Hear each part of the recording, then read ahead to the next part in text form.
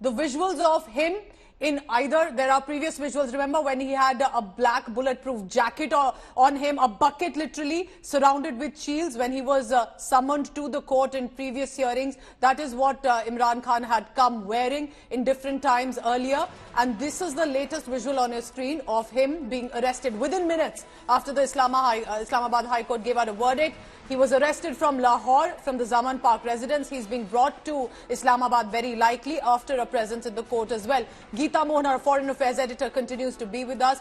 This is a big development, Geeta, but also explain and put it in perspective for us. As a neighboring nation, why is this an important development, specifically with regard to elections that are scheduled in Pakistan? Geeta, over to you. Well, Pooja, the first and foremost thing is stability. The fact that Pakistan has been unstable politically and economically does not bode well for the region, not just India. India and Pakistan have had problems. There is hardly any business or interaction or engagement between the two countries. But the region suffers a lot when Pakistan is unstable. Instability breeds also the issue of militancy and terrorism. So there are problems that India could face in the longer run if this instability continues. But having said that, the instability for now is to do with domestic politics and confined to domestic politics, where you're seeing an administration that is in control, is working in tandem with the establishment, that's the Pakistan's ISI, and we are looking at them trying to function and remain functional as a government, as an entity. But what does that bode for the elections? With the main rival parties, PPP and PMLN, the erstwhile rival parties, now in alliance, there is going to be no opposition should there be no PTI. And Imran Khan convicted does not mean that the Pakistan Tehreek-e-Insaf will be written off completely. There is a huge popularity that PTI enjoys.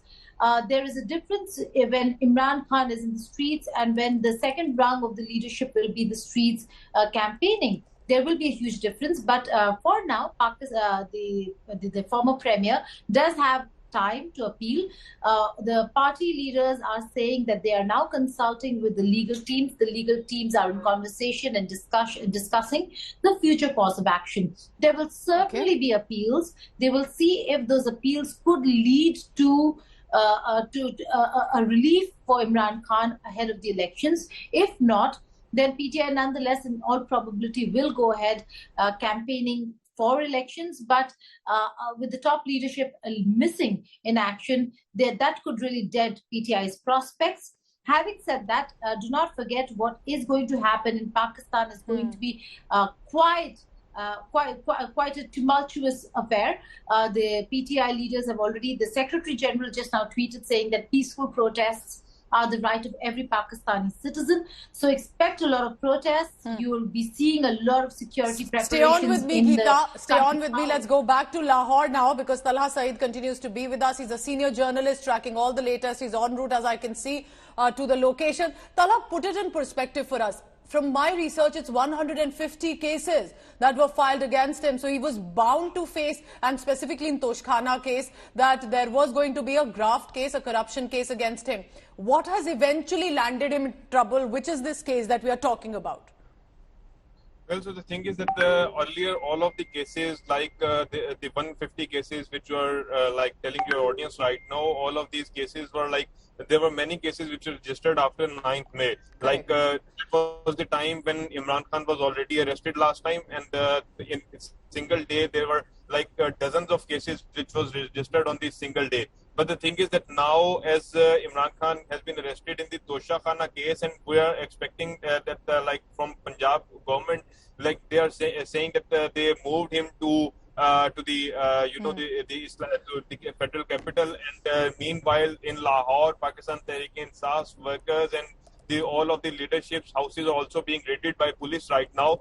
So the main thing in the Imran Khan's arrest was this Toshakhana case, which actually landed him to eventually led him to the jail. This is also this is a case which is like which is of a similar.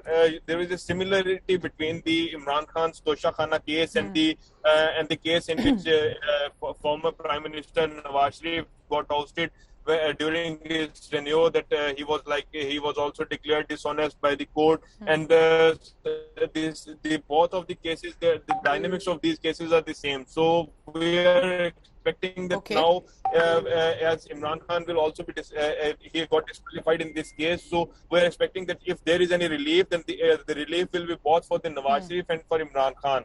But if there isn't any relief, then God knows till when.